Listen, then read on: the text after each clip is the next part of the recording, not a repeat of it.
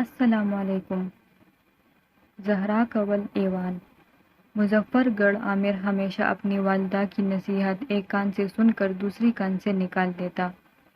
سب گھر والے اس کی اس عادت سے بہت تنگ تھے۔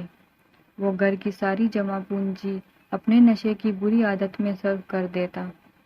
اس کا ایک ہی بھائی عمران تھا جو بہت محنتی تھا۔ عامر کے والد 3 سال پہلے وفات پا گئے۔ ان کی وفات کے بعد عمران نے اپنی تعلیم ادھوری چھوڑ کر گھر کا خرچ سنبھال لیا۔ وہ صبح سویرے کام کی تلاش میں گھر سے نکل جاتا اور شام کو واپس لوٹ آتا، لیکن عامر بری صحبت میں پڑ گیا اور اسے نشے کی لت پڑ گئی۔ اس کے گھر والوں نے اسے بہت سمجھایا لیکن اس کے کان پر جوں تک نہ رینگتی۔ اس کے دوست اسے اس کے گھر والوں کے خلاف ورغلاتے اور وہ ان کی باتوں میں آ جاتا۔ ایک روز عامر نشہ کر کے رات کو دیر سے گھر پہنچا اور چلا کر اپنی والدہ سے کھانا مانگا تو اس پر اس کی والدہ نے کہا، عامر بیٹا گھر میں کچھ کھانے کو نہیں ہے۔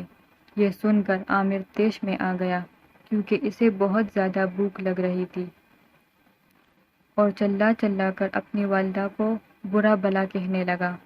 عمران نے اسے روکا مگر اس نے کسی کی ایک نہ سنی۔ عمران نے اس کے منہ پر تھپڑ مارا۔ ان کی والدہ یہ سب دیکھ کر بلک بلک کے رو رہی تھی۔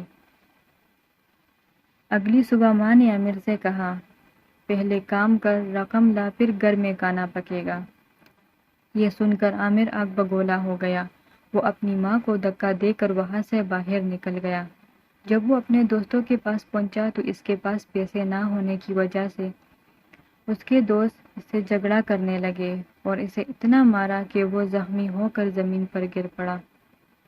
وہ گلی میں بے ہوش پڑا تھا۔ تب چاچا کرمداد کا وہاں سے گزر ہوا۔ انہوں نے عامر کو اس حالت میں پایا اور وہ اسے ہسپتال لے گئے اور وہاں سے جب اس کے گھر میں اس کی ماں کو بتایا تو وہ بہت پریشان ہوئی۔ جب عمران واپس آیا تو اس کے ہاتھ میں مٹھائی کا ڈبہ تھا۔ وہ بہت خوش لگ رہا تھا کیونکہ اس کی ایک فیکٹری میں نوکری لگ گئی تھی۔ اس کی والدہ بہت خوش ہوئی لیکن جب عمران کو عامر کی اس بات کا علم ہوا تو وہ بہت پریشان ہوا۔ اب عامر کو اپنے برے رویے اور بری صحبت کی سزا مل گئی تھی۔ وہ اب بھی نقاہت محسوس کر رہا تھا۔ اس نے اپنی والدہ سے اپنے برے رویے اور بری صحبت کی معافی مانگی تو اس کی والدہ نے اسے معاف کر دیا۔ کچھ دن بعد عامر نے ایک سرکاری اسکول میں داخلہ لے لیا۔ اب عامر دل لگا کر پڑھائی کرنے لگا۔ وقت کے ساتھ ساتھ ان کے گھریلو حالات اچھے ہو گئے۔ مزید ویڈیوز دیکھنے کے لیے ہمارا چینل سبسکرائب کریں۔